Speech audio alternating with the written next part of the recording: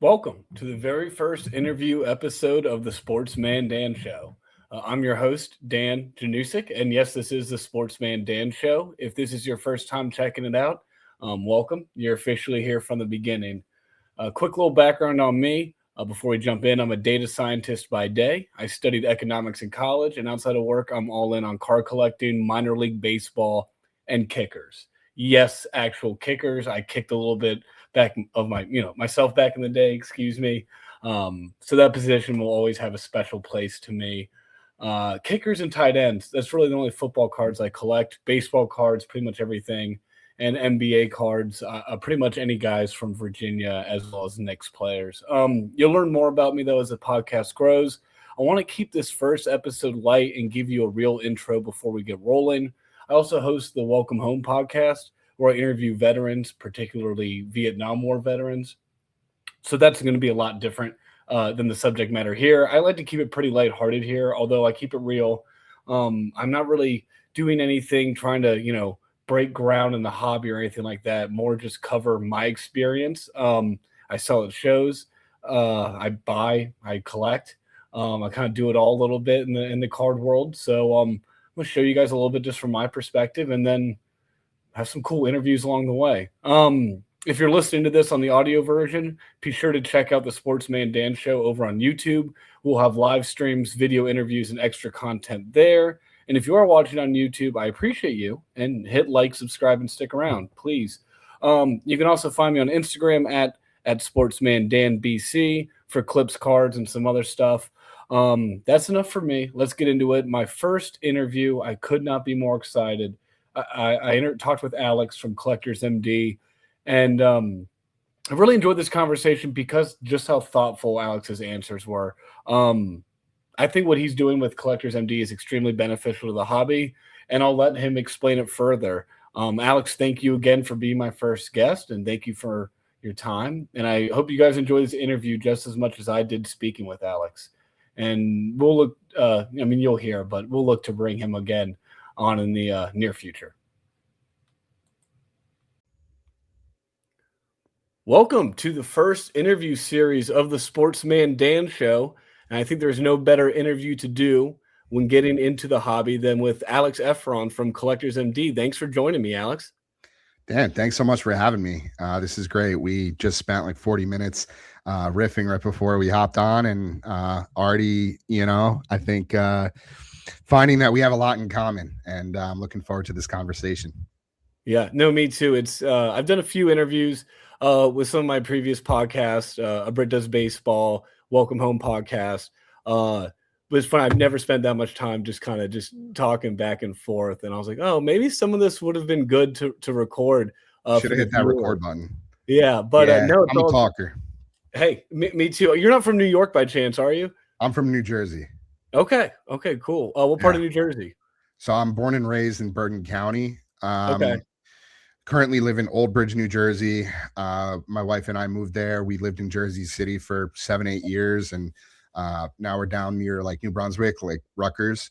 Okay. And my parents, so I grew up in, I mentioned Bergen County, North Jersey. They just moved out to East Stroudsburg near the Poconos in Pennsylvania last year.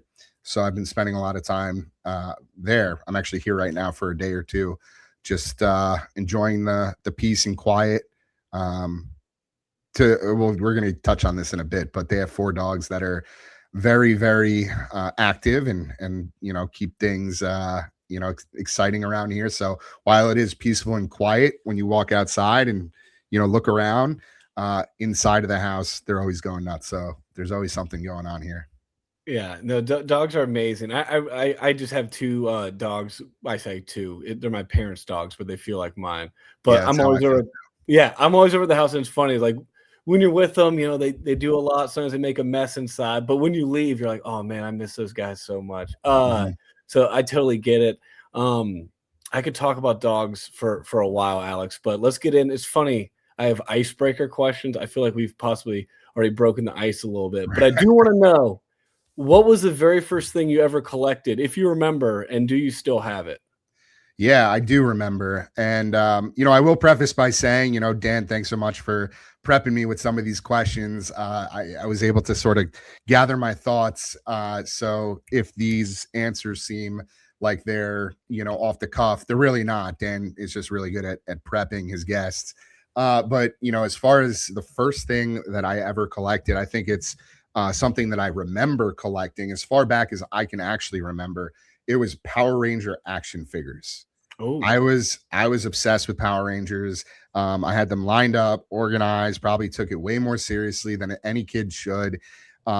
Unfortunately, my little brother, he's 8.5 years younger than me. He was pretty destructive as a kid. He ended up pretty much destroying everything that I owned as a kid, including my Pokemon cards. So, no, I don't still have them. But looking back, that was definitely my first real exposure, I think, to collecting, the whole concept of organizing and attachment and just the pride of ownership. It all sort of kind of makes a lot of sense now. Power Rangers. That's a good one. I didn't expect that. And that's not like a good news, bad news, but bad news, he destroyed the Power Rangers. But I guess good news, they probably did not appreciate and value that much. Anyway. So that was probably okay there. But younger Probably brother. not. Yeah. That is actually a silver lining, I guess. It's a good way to put it. But again, with the Pokemon cards, forget about it. Like, I had some really nice ones and they're long gone. God knows what happened to them. Yeah, I was talking about this at work actually. My brother sold, I remember at a yard sale, probably in 2003, he sold them for like $50, which back, that was a lot of money. But even then we were like, I don't know, maybe that old man who bought those Pokemon cards is onto something here. And Yeah. sure enough, he was. Yeah, it was probably that guy Gary who has like the biggest Charizard collection in the world. He was probably just going from garage sale to garage sale, picking up every Charizard he could in the late 90s, early 2000s, and he knew, he had an inkling. But Well, you're not alone there. I think a lot it of was a people garage have sale. that same story where, Yeah. people just it's like any other type of speculation or trying to predict something. Like, how is anybody supposed to know that Pokemon was going to blossom into this multi-billion-dollar franchise down the line? Same thing with anything, crypto, Well, I was about Bitcoin. to say Bitcoin, yeah. Yeah, exactly.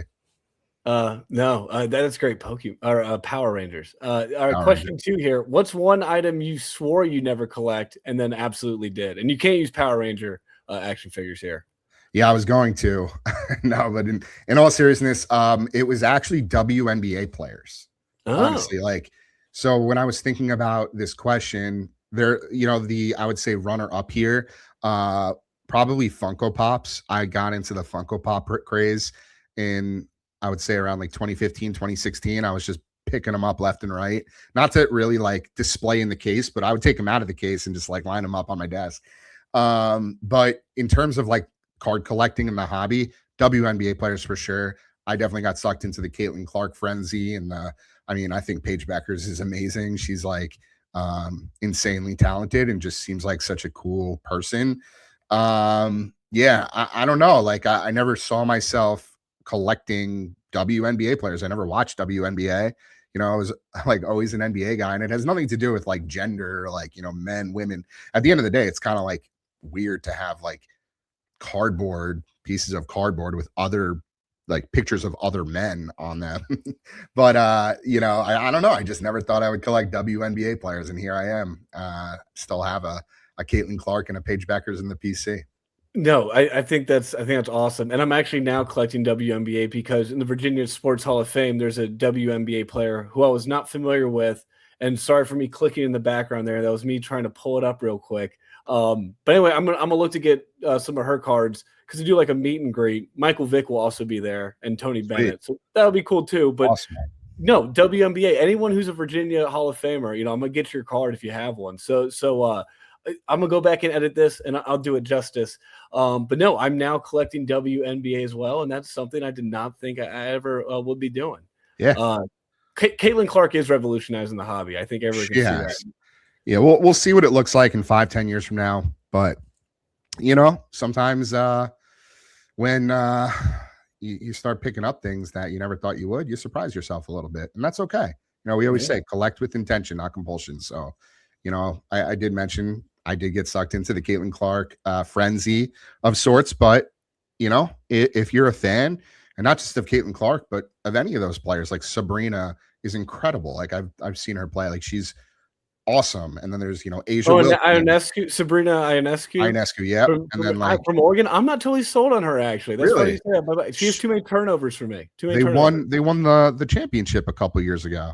Okay. I see. I've never seen any of my teams win a championship, so maybe she plays for the local squad here in the tri-state area, the New York Liberty. So it was actually ironic. We were joking around about how New York has just been in such a slump in terms of bringing home championships, and then the New York Liberty of all teams, ends up winning. So we got that. We got the WNBA cornered now. So we're in a better spot than we were a couple years ago. And then the Knicks will be next, and the Knicks, all will be right. Look at the Giants. They just hired John Harbaugh, or they're about to. Jackson Dart and Cam Scatteraboo, like league neighbors. We'll see. I'm not a Giants fan per se. Like I'll root for them, mainly because I met Eli Manning as a kid, and my prized possession is a framed Eli Manning jersey that he signed in front of me when I was 16 years old, and then proceeded to win the first of 2 Super Bowls against the Patriots. That is definitely my prized possession in my entire collection. After he signed that jersey is when he went on to win it. Exactly. Well, he held that pen. You had something to do with it, dude. Exactly. It was the domino effect. He met me. He was like, "Oh, I'm going on to beat Tom Brady now." But no, in all seriousness, it was like a golf outing over the summer, and then fast forward to that season. I think they went like 9-7, and they made a playoff run, and one of the most incredible Super Bowls of all time. Came out and beat Tom Brady, and he's cemented in I think NFL, Super Bowl, Mount Rushmore because of those two rings. I mean, there's no doubt about it. In my mind, he's hopefully going to be become a Hall of Famer this year, but we'll see.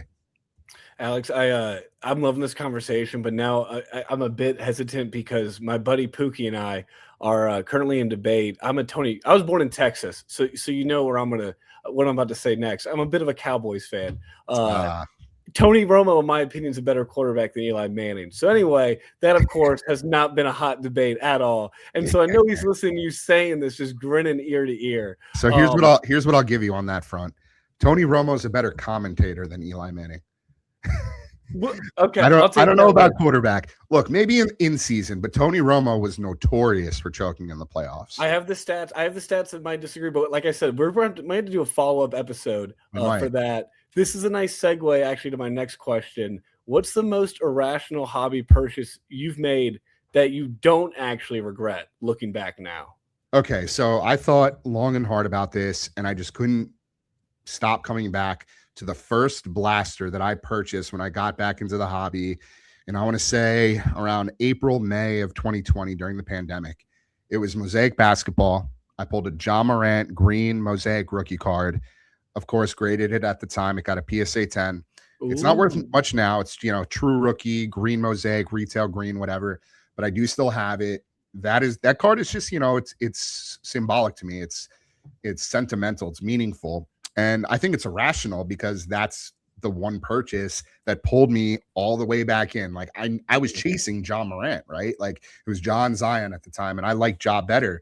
And I ended up hitting him in the first blaster, color, parallel of John Morant. And I think that's what sucked me in. That's what did me under. If I don't buy that blaster, who knows where my life goes? Sometimes, I think the irrational thing ends up being the catalyst. So, yeah. That is kind of crazy. And anybody who's not familiar with Alex's story, we will touch on that. And of course, I know I saw you on a plethora of podcasts, sort of doing the interview rounds. Yep. And I learned a little bit about your story. I never heard that aspect of it. And also, I never brought that up. That was the first time. That's so interesting too to me that you still have. I mean, given everything, you never sold it or anything. You kept it the whole time. I think that's pretty cool. That might be one like you got to display the most, right? That's a pretty cool. That's a very interesting story. The irony is that John Morant has, as incredible of a player as he is, he's attracted more negative attention to himself than one would like to see as a fan of his. But this is a picture of the card. Try to get it in focus. But It's a PSA 10 John Morant. I mean, it's a beautiful card, probably worth like 40, $50. But hey, like we always say, monetary value is arbitrary when you're collecting with intention. Yeah. And frankly, if I pulled that card today, like I wouldn't even slab it. Like I only graded it because I think I was sucked into the whole process back then. And today I haven't submitted a card for grading in years. Fair. And I'm also kind of the same way. I keep saying I'm gonna submit some more cards, and I've been holding off. I will say John might be getting traded to Miami. I saw, so that could possibly boost the John stock. Although I'm not sure him in Miami would necessarily. Bad things seem to happen. That's in probably Miami. not a good idea. Yeah, Given, yeah. It's like anytime Conor McGregor goes to Miami, I was like, this is not going to end well. The extracurriculars at one's disposal as a resident of South Beach. I don't know if that's the best idea, but I did hear Miami. I also heard, what was the other team? I heard the Warriors potentially. I also heard, what was the one other team? I don't think it was Houston. It'll come to me. Hopefully, why not the Knicks? No, that No would way. definitely end terribly. Yeah. Yeah. If it comes, you bring it up. In the meantime, if Collectors MD had a mascot, I'm thinking like a big, goofy, over the top, like NBA team mascot. What would it be and why? Yeah, I mean, I'm going to go back to what we brought up before. A dog, 100%. Like, I'm a huge dog guy. I grew up with golden retrievers. We had a Jack Russell and a Beagle when I was a kid. I mentioned to you before, my parents now have 4 dogs. But beyond that, I think dogs just like represent, loyalty and presence and unconditional love and support. They don't judge you. They don't keep score. They just show up. And that's what Collectors MD is all about. And when you just mentioned like big and goofy, the first dog that popped into my mind was like Scooby-Doo. Nice. Yeah. It's funny. I was now thinking like a golden retriever because, they like to chase the shiny things sometimes. I get it. I totally understand. Yeah. We'll get into maybe that. Great answer, by the way. Didn't expect that either. A little Scooby-Doo dog. With like a little, maybe a sports jersey on. I can picture it right now. Sure. Yeah. Getting to the meat and potatoes with Collectors MD here. I do want to touch on, chasing that shiny thing. I was at a show recently, a little brief introduction of me. I'm a collector first, but I do sell cards online at eBay and at shows as a vendor.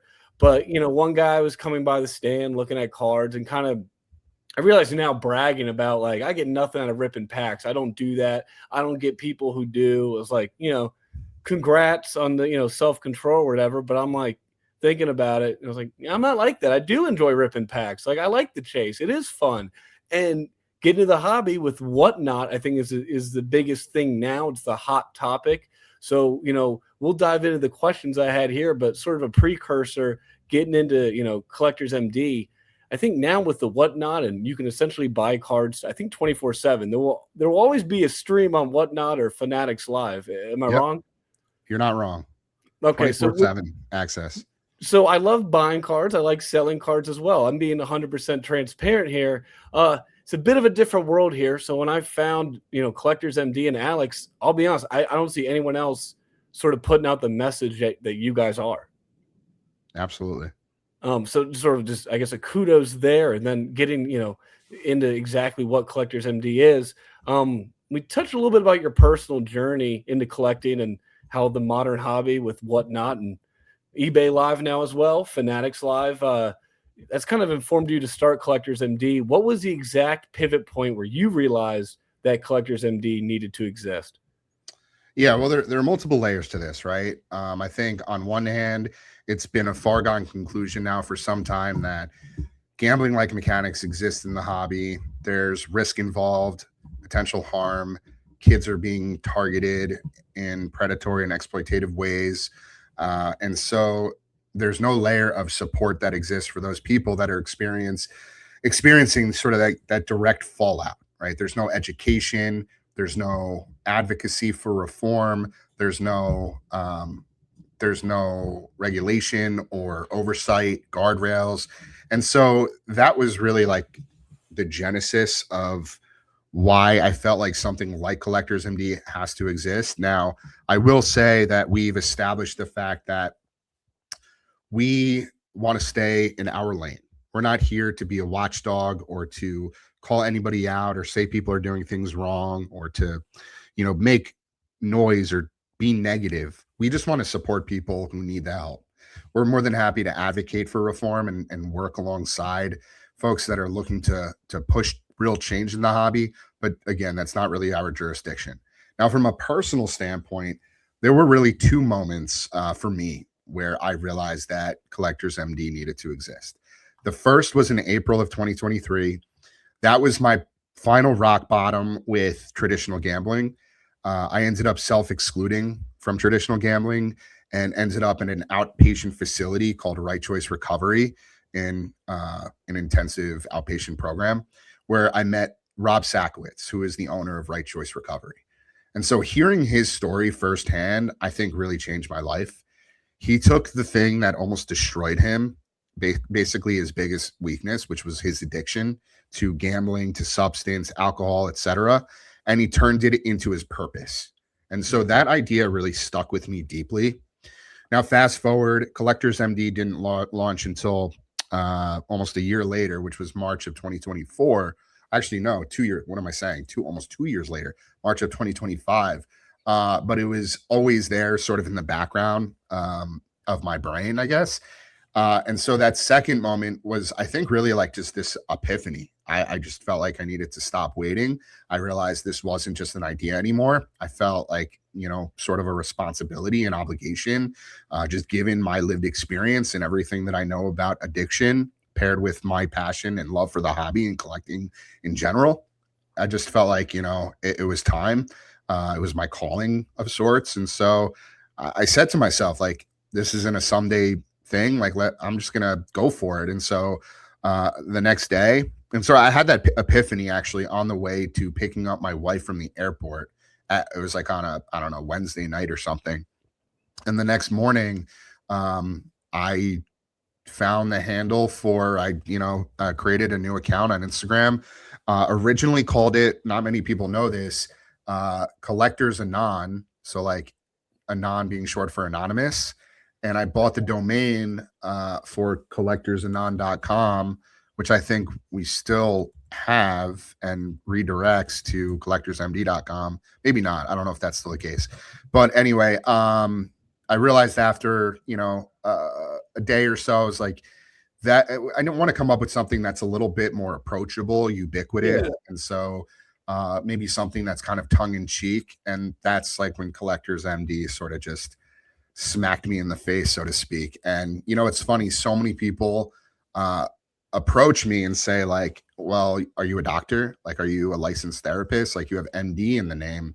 And so, we always say, and like this is stated at the bottom of our website under a disclaimer, we are not medical doctors or licensed therapists. Collectors MD is a peer-led space built to help people recognize unhealthy patterns, reset their habits, and reconnect with the joy of collecting. Our approach is grounded in three core pillars: the MDs of Collectors MD: mental detox, money discipline, and meaningful decisions. And so we flesh each of those out inside of our Collectors MD Recovery Guide, which we use as the foundation for our 12-step program. And so through honest reflection, education, and community support, we offer collectors a healthier way forward, whether you're seeking a reset, a support system, or simply more intention in how you engage with the hobby. This is your space. So we are not doctors. We are not licensed therapists or clinicians or anything like that. However, we do have a referral network. And if you feel like you are in need of real professional support, we can absolutely direct you to the right places. Yeah, I feel like some people, well, not naming anybody, just in case anyone has given you like a hard time about the Collectors MD. If you go to the website, it's pretty clearly stated that Alyx is not a doctor. He does not call himself Dr. Alyx. He doesn't put MD after his name. It's the name of the website. And I think it does make sense 100% in the space of being, hey, we can provide you, the link to, licensed clinical professionals.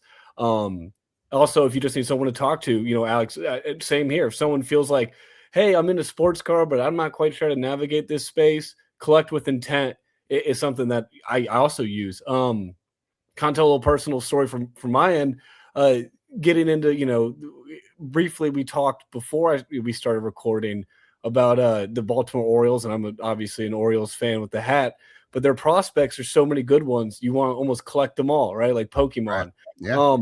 The collect with intent was kind of cool. I always just kind of looking back now, selling cards, those Bowman Chrome, the top 100 prospect cards, like the 2023. I just always like the way they look when I would get cards autographed, when I still get cards autographed. I like to get the Bowman, top 100 cards a lot of times, those in Topps Pro Debut. Yeah. Not so much about the value. They just look cool to me. I like Are you them talking about the insert? Yeah. Yeah, exactly. The insert card, there's 1 through 100 for the top Yeah. 100 prospects. It's So so anyway, funny you say that. Real quick, I don't mean to cut you Yeah. off, but No, please cut while me we're on off. the topic, one of the only superfractors that I've ever pulled out of a Topps product was, and at the time I was like, who the heck is this guy? But I was fired up that it was a superfractor, and it was out of a personal box, which I was actually opening when I was working with a break group early on in my collecting journey. When I returned to the hobby in the pandemic, it was called BOGO Breaks. Me and a few buddies that I grew up with started this, this break group, and we were just ripping, on Instagram and Facebook.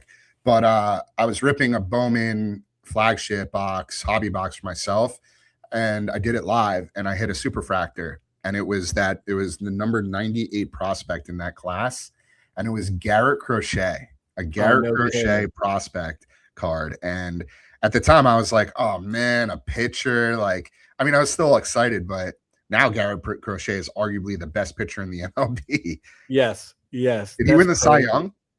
Yeah, I believe he did. Oh no, maybe Scooble's in the NL. I believe he got in the AL.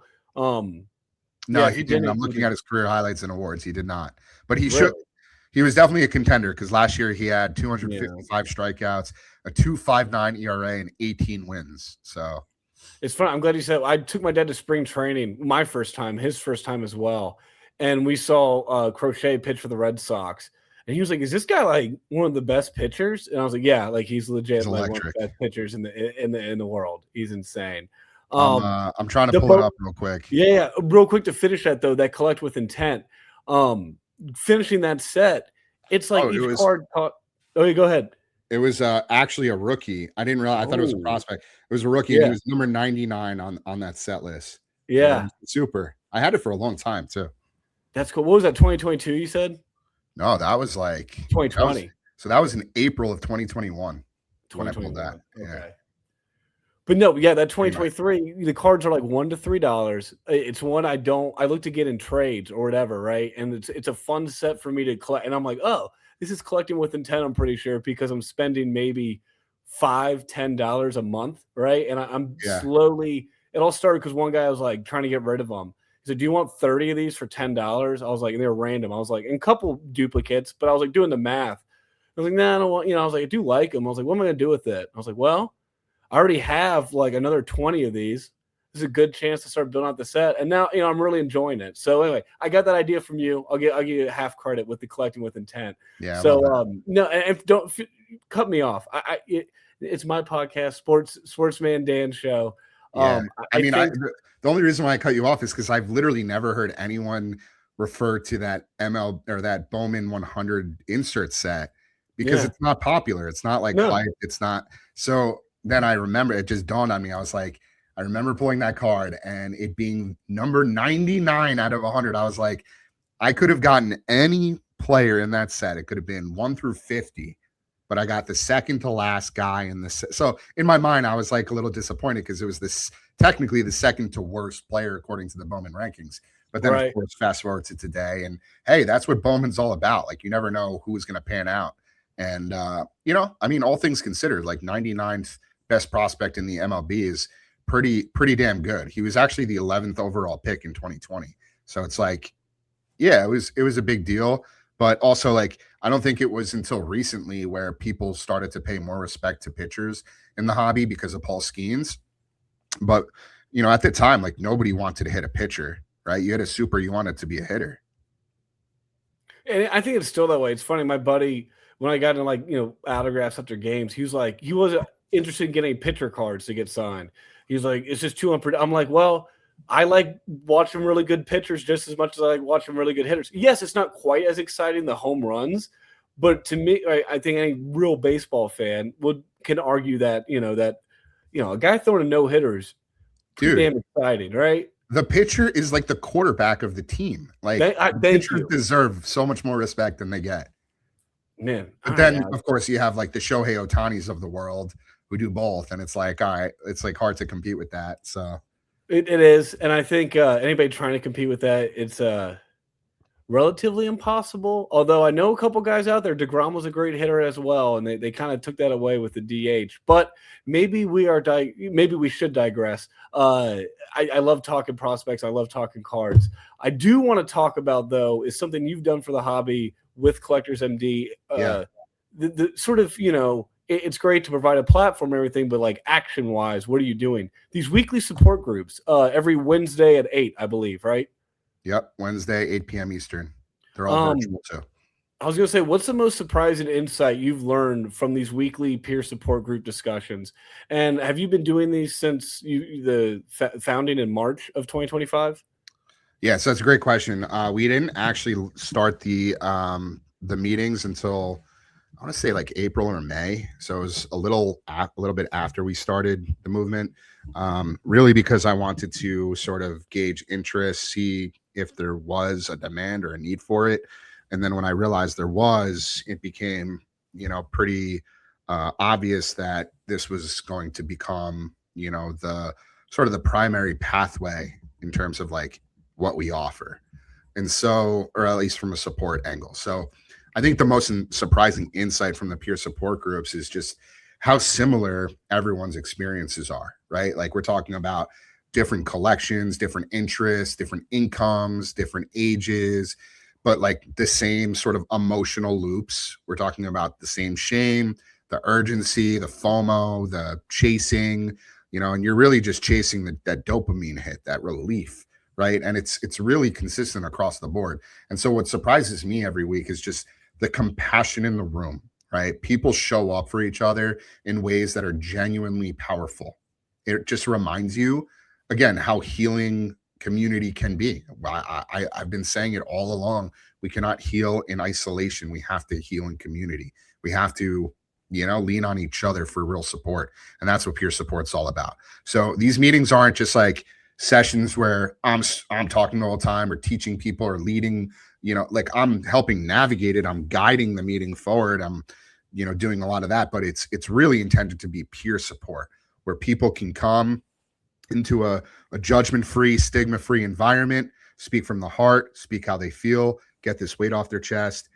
Other people listen who have experienced very similar things.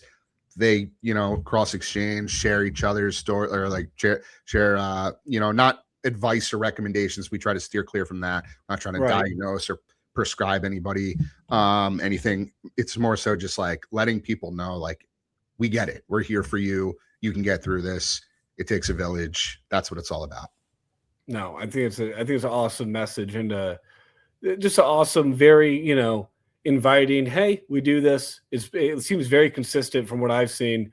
Also, I was a bit surprised to learn that you've only been around since March of 2025. I think you've done a great job of spreading that message.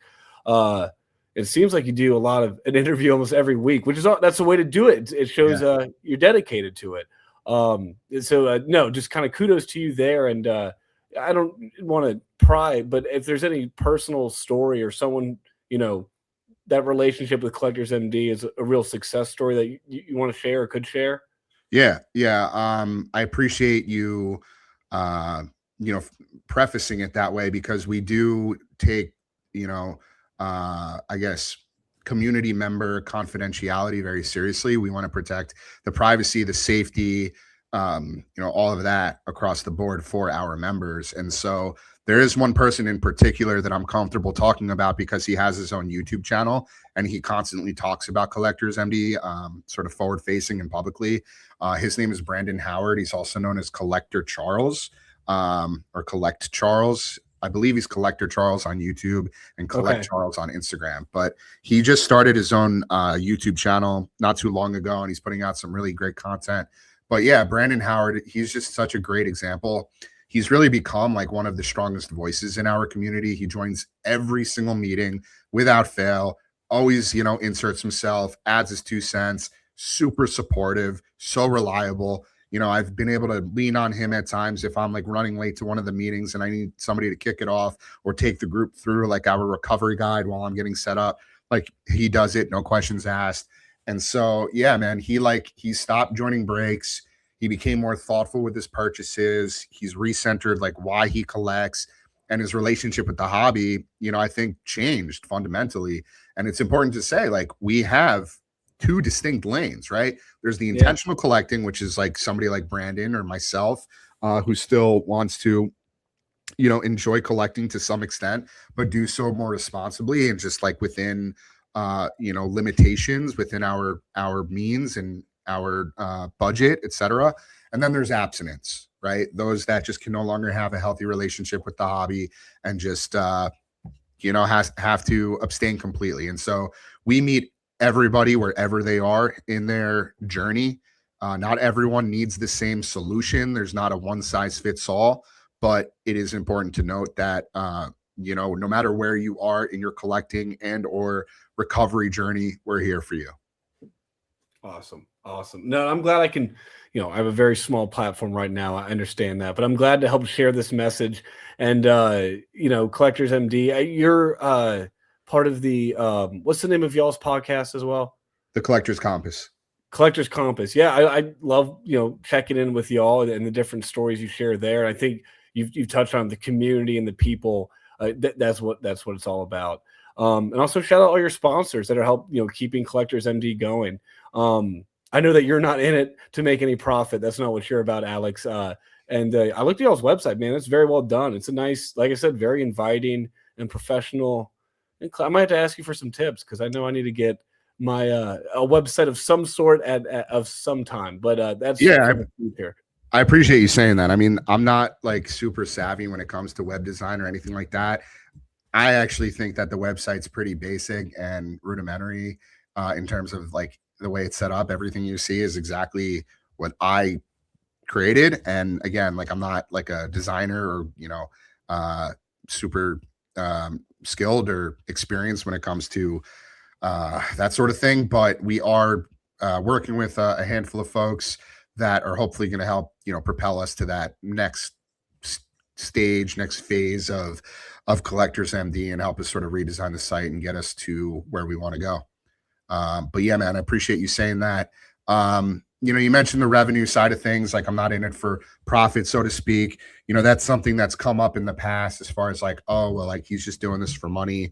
That's not something that I think it's fair to say because first of all, we never will take money from any of our community members. All of our meetings will always be free. Our tools, our resources, our referral network, all of that 100% free. If or when we end up down the line becoming like a treatment center that takes insurance, something like that, like that's way far down the road. Yeah. But like we don't expect people to pay like a monthly subscription or make donations or anything like that.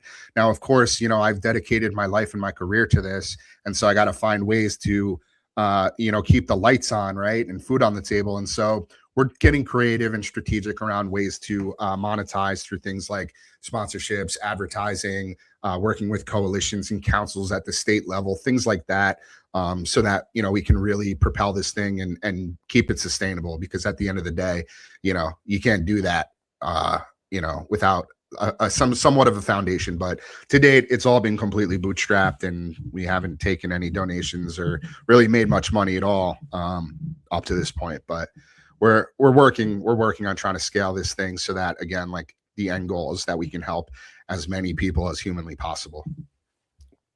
I think doing these sort of podcast interviews, hopefully this is, not, it's work at the end of the day. Right. And not to say that this is work and you're not enjoying, every second of this interview, but right. Like doing all these interviews, getting the message out, that's a great way to do it.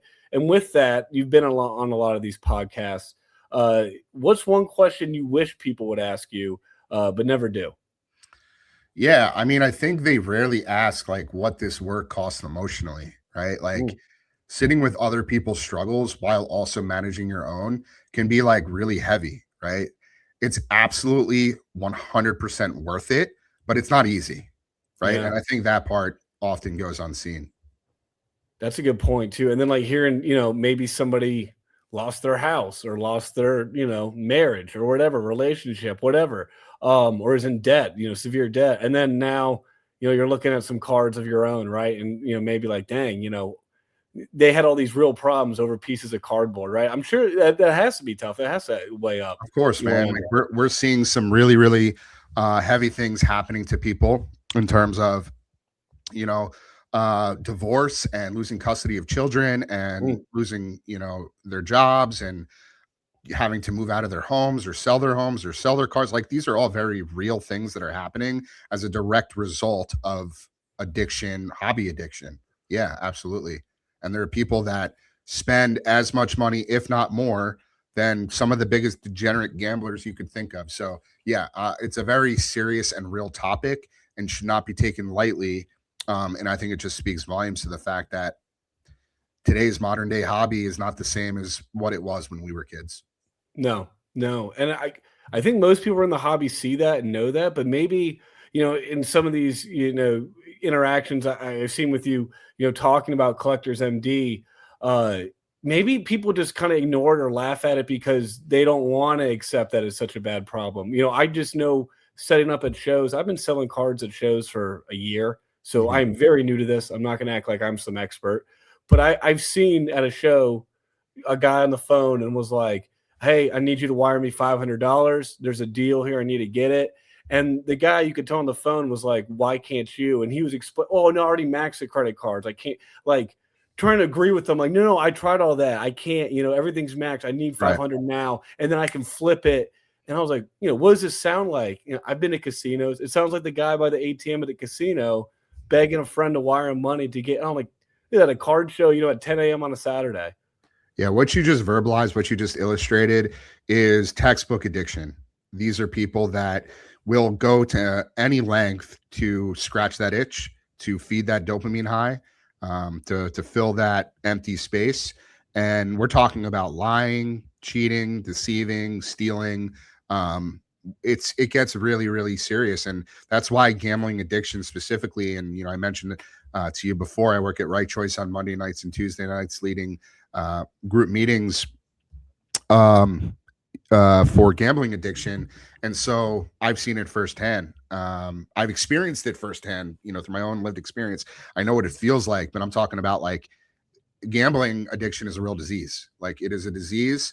It destroys from the inside out. And it's a lifelong, battle. It doesn't just go away. There's no remedy. There's no anecdote that you just take, or not anecdote, antidote.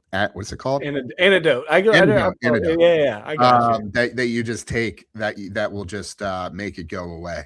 You really have to stay the course, stick to whether it be a 12-step program or a routine or just whatever works for you.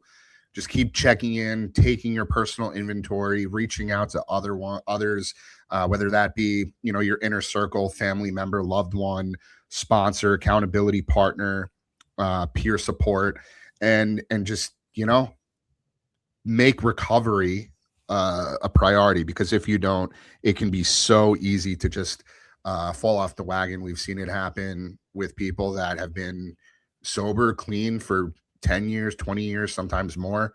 One thing happens that triggers them, and they get that urge, and suddenly they're right back where they started, and the cycle starts all over. So it's a very real thing, and people just, I think, on one hand, need to take it more seriously for themselves, but also people looking in from the outside, they need to also take it more seriously and understand that this is very real, and that we need to be respectful and mindful of the fact that mental health is a very serious thing that should not be taken lightly.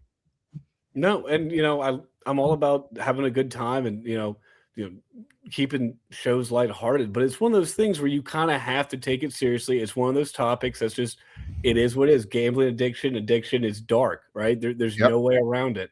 And I think you touched on it earlier, having not having to, but choosing to do that, weekly, day in, day out, I'm sure it does take a toll. At the end of the day, collecting is fun. That's why we do it, right? We enjoy it. Yep. So at the end of the day, there is the light at the end of the tunnel, right? But I'm sure there are a lot of, as we talked about, there are a lot of dark stories. Yeah, man. I want to add, Dan, you brought up a really great point there. It's not all doom and gloom. Like, No. yeah, some of this stuff is really heavy, and like it can be daunting and intimidating to get involved in something like this and really look in the mirror and say, damn, like I need real help. But at the same time, recovery is a beautiful thing. And we want to drive home the point that you can have the same community, the same camaraderie that you currently do in, your hobby or, with a sports team or a fraternity or something like that right here at Collectors MD or any other adjacent recovery like group or program without having to spend a single dollar, without having to sort of fall into the hype traps or give into FOMO or that sense of urgency. I've made really close friends through this process. I really have people I truly believe will be lifelong friends. It's a beautiful thing. And again, like we have the intentional collecting lane. These are people that are still engaged in the hobby. They still go to card shows. They still buy product. They still buy cards, but they're just doing so more mindfully, intentionally, and, responsibly. That's what it really comes down to. That's awesome. Especially the lifelong friends, that's, I know that's not why you get into it, but when you have that byproduct, it kind of lets you know that you're doing the right thing, right? Totally. And sort of kind of segueing off of that, this whole hype train and the FOMO, how do you engage with breakers, shops, maybe vendors or different marketplaces to promote healthier collecting practices? Because at the end of the day, a lot of these, they just want to make a buck. And anytime that's involved, there's greed. Anytime money's involved, there is greed. Yeah, it's a great question. So we've partnered with a handful of hobby shops, break groups, hobby platforms, tools, resources, etc., through what we call our hashtag Rip Responsibly initiative. And so Rip Responsibly is just all about slowing things down, adding transparency, removing that sort of manufactured urgency and hype. And so we've partnered with Card Ladder, Market Movers, Cards HQ, Hobby Scan, Mantle, Slab Track. We just recently partnered with Rip and Wax. They're a pretty big break group in the hobby. Rip Hamilton Rips, they're one of the biggest break groups on Whatnot. Bodega Cards, here in Jersey. So we're doing some really amazing things, across the board. But I'm also just so humbled and grateful that these industry leaders have been willing to, not just have the conversation, but also spread the message and spread positive awareness. So it's not about pointing fingers or again, being a watchdog or blaming anyone. It's just about building healthier systems and creating a safer and more sustainable environment for all collectors.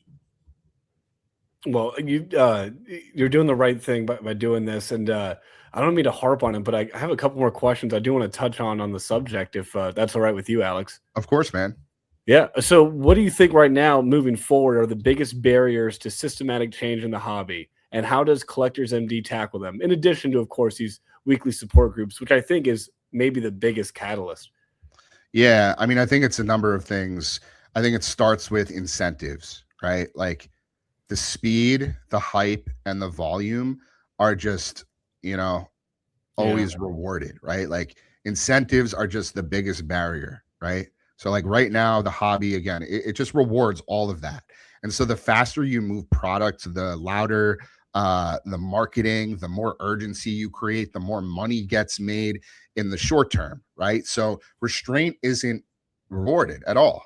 Slowing someone down, encouraging reflection, or telling them it's okay to walk away just doesn't really fit neatly, into a revenue model for these hobby shops, break groups, platforms, manufacturers, etc. So real change just requires slowing things down. That can be very uncomfortable for an ecosystem built on constant motion, constant hype, constant velocity, right? It challenges short-term thinking. It asks people to, trade these quick wins, these quick hits of dopamine for something like patience and sustainability. And that can be really hard, when margins and engagement numbers are really driving decisions, right? So what we try to do at Collectors MD is really meet that reality head on. We focus on education so people can recognize patterns instead of blaming themselves. We build partnerships with platform shops and creators who are willing to experiment with healthier engagement. And we point to proof, right? Collectors who feel supported, informed, and respected actually stick around longer. They burn out less. They don't disappear after hitting a wall. So while, this rip responsibly concept might deter some people in the short term, really what you're doing is you're creating a sense of trust and transparency with your audience that, hey, this is what we're doing here. This is what this environment can potentially lead to if you aren't careful. And I think in turn, the customers and, the followers will respect that platform, that breaker, that creator so much more because they're looking out for the health and safety of the individual, not just 100% focused on revenue. So I think the sustainability factor, the long-term loyalty will absolutely sort of trump that short-term loss in potential revenue. So yeah, I mean, like, healthy engagement may not spike overnight metrics per se, but it absolutely just creates that sense of trust, and trust is really what lasts. That's a great point, especially the long-term growth of the hobby. Really, this is going to help the hobby because that burnout thing is a real thing. How many times on Reddit, for anyone on Reddit, you see, I am deeply in debt and I need to sell my collection, right? It's like, oh man, how did, I had a hospital bill. I need money now, and maybe they're not getting the sales that they wanted, right? And stuff like that does happen. That's not going to make a collector long term, right? Someone ripping responsibly and collecting intentionally. That's going to help. Like you said, it's going to help everyone if we get out of that short term mindset. Yeah, man. I want to also acknowledge that, there are people out there on Reddit that have been actively supporting and basically pushing people to check out Collectors MD who are having those issues or openly sharing, what they're experiencing. And I don't know who they are, if they're, in our group chat, our Discord. It's obviously mostly anonymous, but I'm super, super grateful for those people because, again, this isn't about me. This isn't about growing Collectors MD or scaling this or becoming like famous in the hobby or like creating clout. It's about helping as many people as humanly possible, and that takes an army. I can't do this by myself. I need this to be a community effort. And so for those people that are out there, on the front lines, in these Reddit groups, in Facebook posts saying, hey, go check out Collectors MD, they can help you, that there's peer support available, like that means the world, because it means that it shows that people actually care about one another, and it's rare in today's society. It really is. It is. And no, I'm starting to think about what I'm going to be doing with the Sportsman, Dan show. But I think live streams will be a part of it. We're going to wrap up here with some fun questions, sort of at the end. But Alyx, I'd love to have you on with maybe like a live stream where we bring you on as a guest and just have people, hopefully with a little more following by then, do like a live Q&A, and you can kind of just answer questions in real time. Yeah, that'd be great. I'd love that. Awesome. No, we'll set that up for sure. Now, in the meantime, I still have you. And again, thank you for your time, Alyx. I know I kind of messaged you yesterday about this, and you got back to me and managed to set it up today. So yeah, I told you I found that window. I was like, you know what? I really want to do this with you. I don't want to put this off.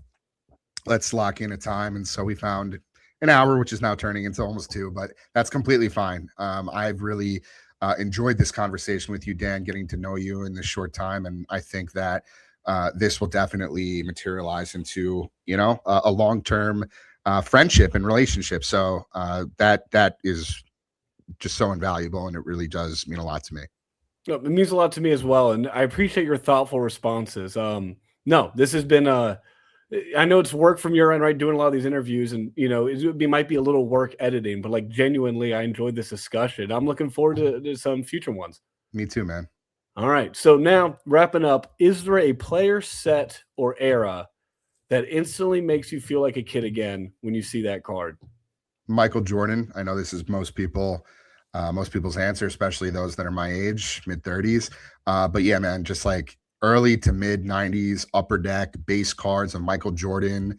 I grew up watching the Chicago Bulls with my dad. I wasn't a Bulls fan per se, but like, it was Michael Jordan. It was his league. Like he Yeah. won 6 rings and went 6-0 in those championship runs. So yeah, I remember watching the Bulls play the Jazz in the finals, and just like my dad would get me loose packs, and I was just always looking for that Jordan. And they weren't worth much; they're not worth much now, but like those are the memories that are just sort of embedded in, I think, in my past, my childhood, my nostalgia.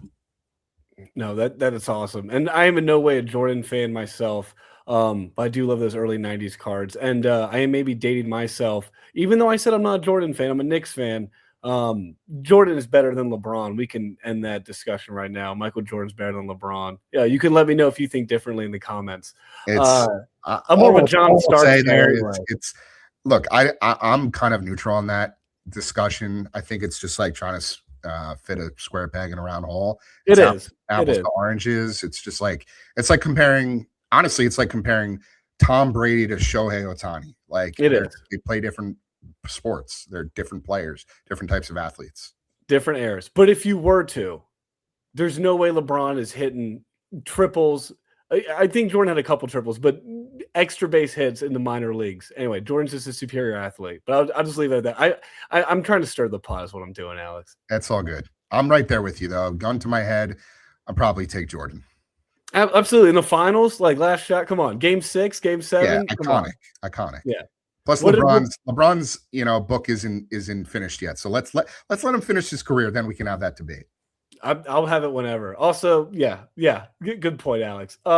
Moving on swiftly. Other than paid, which I know you love that. If no one's familiar with that statement, paid. If you watch a decent amount of breaks, someone will hit a card.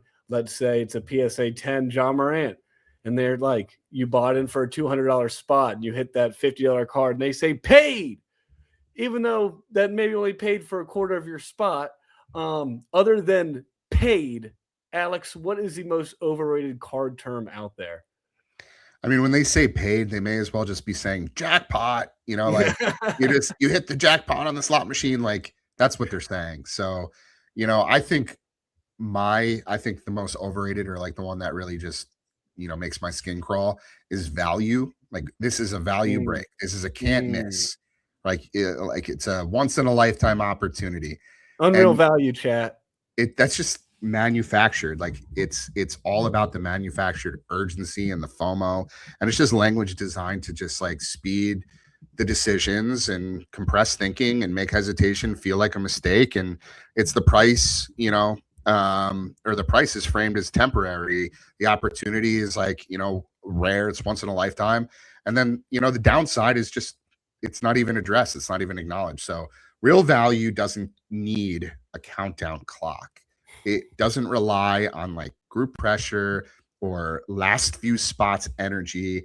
And it definitely doesn't show up wrapped in someone else's certainty. So if it were truly value or valuable, it wouldn't need to be sold so hard.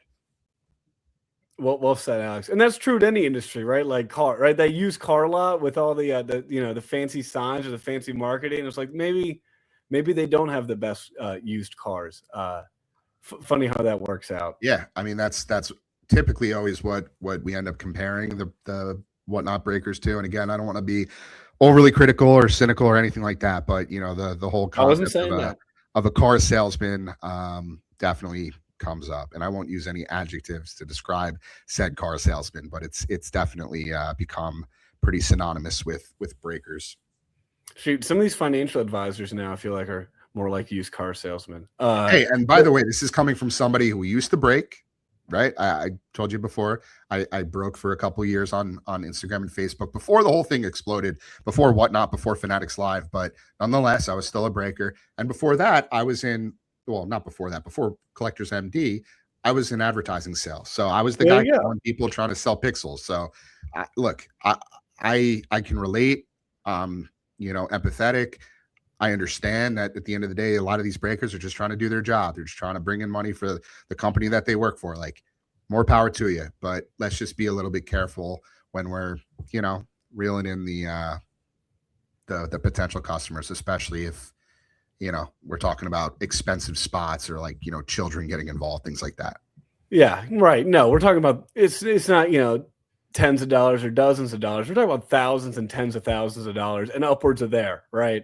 So no, exactly. I think it's well said. Moving on to number 3, I got 4 here. Again, thank you for your time, Alyx. I'll let you get out of here. But number 3, if you could only collect one thing for the rest of your life, what would it be? So I'll say, like, cards. You can do a broad one like that, or shoes. You could choose. You said Funko Pops. That would be an option. Yeah, definitely not Funko Pops. And definitely not WNBA players. But honestly, like, this one came to me almost immediately. And the answer for me is watches, without hesitation. Oh. And so my grandfather was a big watch collector, and a lot of my connection to collecting, I think, really started there. Like, it's really embedded in my DNA. Yeah. Just like watching him talk about craftsmanship and history and what a watch represented, like, it just always stuck with me. And it wasn't about like the hype or the resale. It was about meaning. He really taught me patience and appreciation. And so that foundation, I think, just really shaped how I think about collecting to this day. I love watches. Unfortunately, I had to sell a lot of them when I was in the throes of my addiction and going through some of my financial struggles. But, I do still have the watch that my wife gifted me on our wedding day. I still have, another one that holds a lot of weight in terms of sentimental value. I have another one that I inherited from my grandfather. So, again, like, curating, distilling your collection, I think, is really important. Not one person needs a million watches or a million pairs of sneakers or 10 Zion cases of sports cards. But speaking of sneakers, I think sneakers would be a close second, because I was a sneakerhead long before cards ever entered the picture in terms of the modern hobby. I'm talking about like the campouts, the weekly releases, the culture, the storytelling. Sneakers really taught me how collecting could be personal and expressive, not just transactional. At one point, I mean, it was a problem within itself, but at one point I had over 500 pairs of sneakers in my 20s. Oh, man. Yeah. So that's really where things started to spiral. So, when I talk about these things, I say it, with a grain of salt, because in some ways collecting really, hurt me a lot more than it brought me value. So with that, like, I've learned to sort of recenter, recalibrate, figure out how to trim the fat and make collecting, provide me with value instead of, no longer serving me, which is ultimately what it had become over the span of 10, 15 years. But I feel much, much like lighter and, more fulfilled looking at a fraction of what I once owned than I did when I was just sitting on a mountain of crap. Well said. It's collecting with intent, right? Once you lose that intent, you could have all the collections in the world. It just won't really mean as much, right? Right. 100%. The last thing here. What is one thing you hope listeners remember after this conversation? And if I had to pick one, I really think it would just be the way you ended that last question. You went through the sneakers. You've seen, I think, some of the highest of highs with breaking and lowest to lows with your financial hardships and dealing with this addiction head on. I didn't mean to cut you off, let you answer your own question, but I just want to say, Alyx, I think anyone who wants to take a little introspective look at themselves, you've kind of opened yourself out there. And I think that's a really brave thing for someone to do. I appreciate you saying that, Dan, truly. And this is a great question. And I think it's a great, sort of place to end this conversation, which, by the way, it's been great. You've done such a terrific job. But I think the biggest thing I'd want people to remember is that you don't have to quit collecting. You don't have to quit the hobby to change your relationship with it. For a lot of collectors, it's not about walking away. It's just about slowing things down. I think for a lot of collectors, it's not about, sort of it's really just about being honest with yourself, right? And paying attention to why you're doing what you're doing, right? Like awareness just changes everything. And once you start noticing those patterns, when you're chasing, when you're just trying to numb the pain, when it no longer stops being fun, or like I said before, it no longer is serving you, that's when you actually get the control, the agency back. And maybe most importantly, you don't have to figure all of that out alone.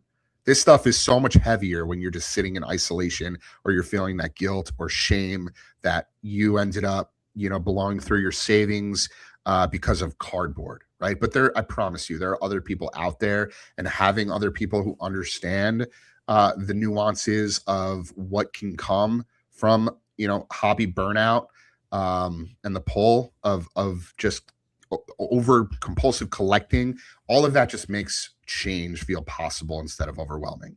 And real quick too, you had put this question on the list, and I'd be remiss not to address it. I don't know if you skipped it or just tried I to jump around. streamline. It's just my ADHD, so I appreciate your thoughtful responses. Yeah, no, please go ahead. This is one that I think is really important, and it was advice for others trying to foster positive culture.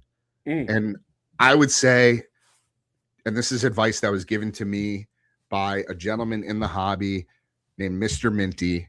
Great guy. He preps cards for grading. I met him at National in 2023. I've had many conversations with him. He's been a supporter since day one. But what he told me before I started making content, he said, pick up a mic and start talking. Don't worry about audience size. Don't worry about what people think or what they say. If you help one person, just one person, you've made an impact. And that's what it's all about. That's awesome, Alyx. And I think you are making a real impact. And I think you will continue to do so. And I'm happy to support in any capacity that I can. I know probably a lot of people say that, but I do mean it. And I hope more people do say that, and you continue to grow it, as I know you will. Anyone who's interested in learning more, you see down below, Collectors MD. But for those who are just listening on social, you can check out Alyx at Collectors MD. Or like I said, they have a great website, collectorsmd.com. Alyx, I'm excited to bring you back, and thank you again for your time.